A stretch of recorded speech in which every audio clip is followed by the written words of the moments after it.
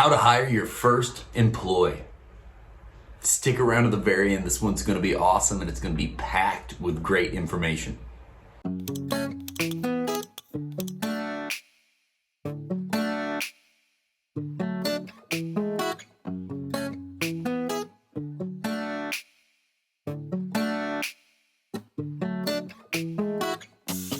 All right, everybody, you know the drill. Hit that like button, hit subscribe, and hit the bell so you get notifications of new content as soon as it drops. So let's get right into this one. It's going to be powerful. It's going to be awesome. This is such a big topic. This is such a big topic for people starting their business. This is a huge topic for people that already have a business. But today we're catering to your first hire. So how do you hire your first employee? As we're doing this, we've got a lot of stuff on jacobgodar.com that you can get that guides this out. I'm going to mention a couple things. We'll tag it down below. And all of that stuff right now is 20% off if you use the promo code SPRING20. So this is a really big topic. You know, I can go on and on. There's so many things that I'm going to ask for people to comment as we go down through this. But I'm going to hit on the different parts of this that are extremely important. Number one, be a place that people want to work. And that's crazy. You think, what does that mean? What is a place that people want to work? And I mean, think about what you would want it to be if you were going to go you were looking for a job and what that was to you. You know, HR is its very own thing. You know, the human relations inside of the business. It is a really big deal. You have to be a desirable place to desirable people. Even if it's your first employee, you know, that can be the most crucial because these people are a representation of you. And you're going to mess up and you're not always going to get it right. But the idea is, and it's even harder when you're starting and it becomes a little easier over time, but your company looks more and more desirable to more and more desirable people. You know, you want to hire, one of the biggest things that people say is hire for attitudes. You know, you can teach people anything, but you can't change their attitude and you can't change their willingness to work. So hire and build a business that is desirable to desirable people. And going along with all this, marketing your business, marketing the hiring process is something that it takes a special thing. You want to market the potential, the opportunity, the things your business does on the inside that is good for employees and the awesome things you do for the community that people would want to be a part of. You don't want to market for, hey, I need someone in this position for XX rate starting this week, or hey, I need a week's worth of help, or, you know, it needs to be more personable. Especially if you're trying to create a company, create something that's going to last the test of time. And going right along with this, be a place that people want to work. You've got to create policies that you can stand by. You know, policies that you can stand by in your business that are created before you even hire that first employee so they can be informed of and gone through with, so they understand what the policies it is, what you stand behind, what your business is doing, so they know going into it. And this doesn't have to be a mile long. This is going to grow and build with your business. This is an ever-changing document that just gains in size over time.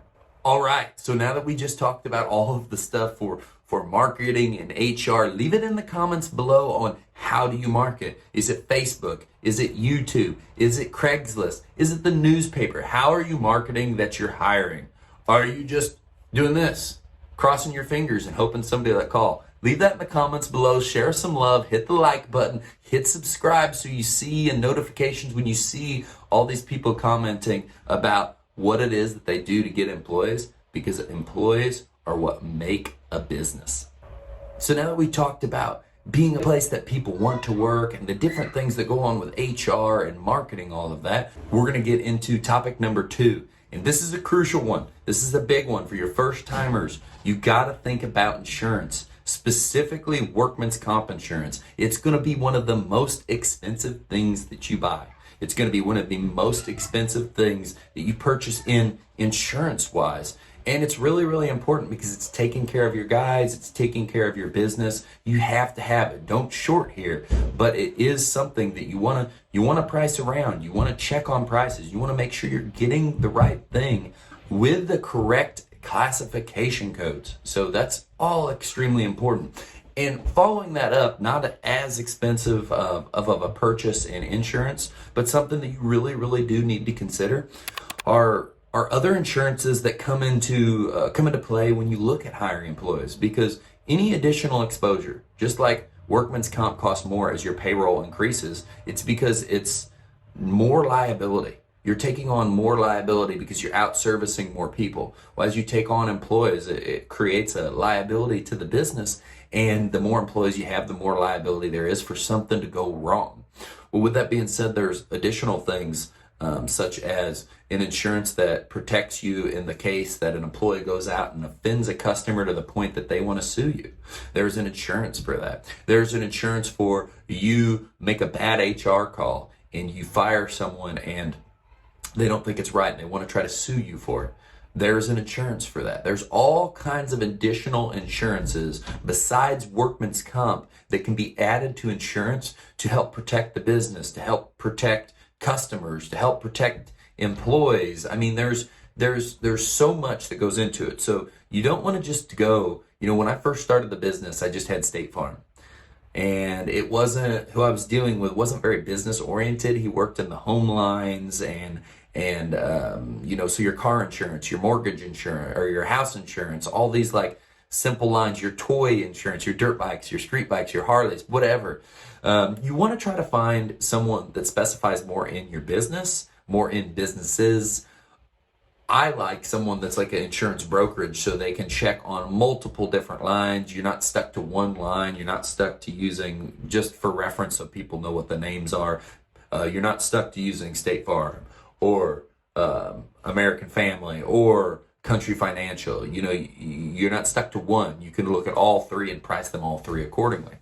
So insurance is a huge thing, and it's something, these are the steps. These first two are things that you need to look into, educate yourself about before you even make your first hire.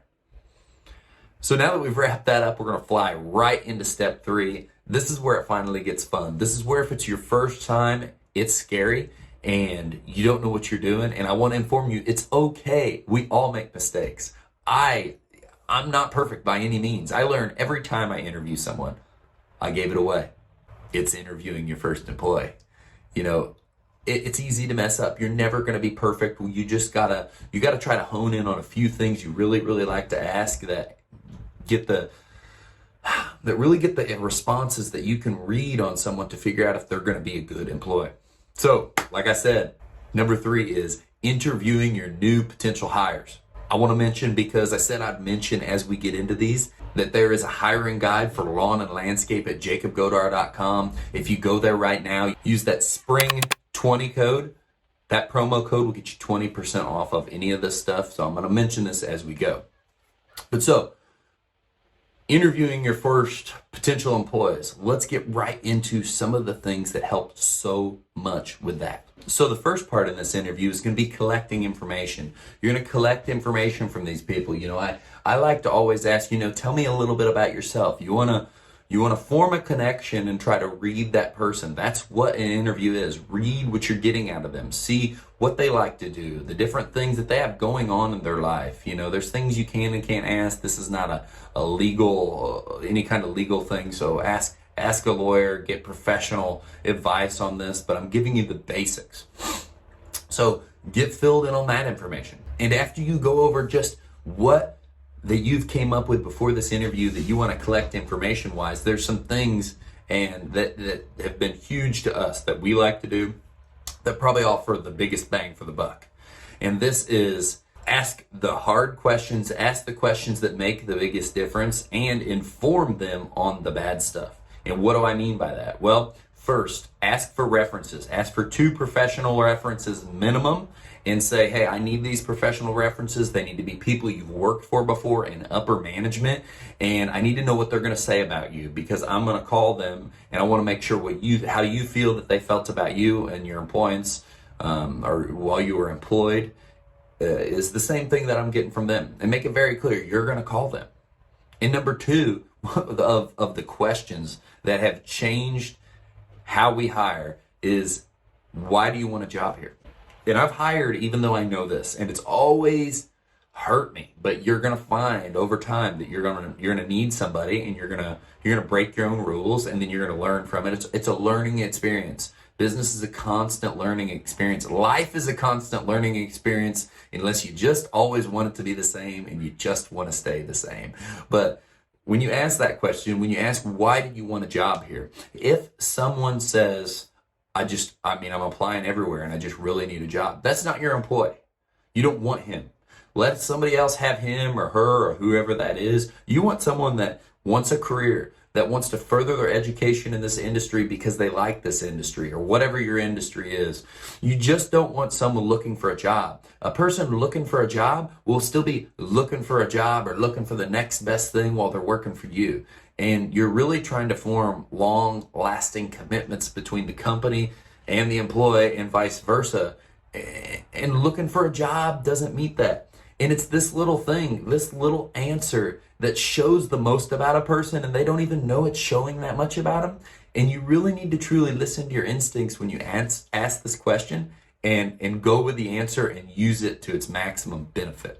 To follow these two up, which I think are the most powerful, is one that I do like to ask about what's your experience. You know, they can tell you anything, but I like to hear about the experience. If they say they have experience in certain areas, I like to test the experience with questions about how certain things are done, because I know they're supposed to be done a certain way.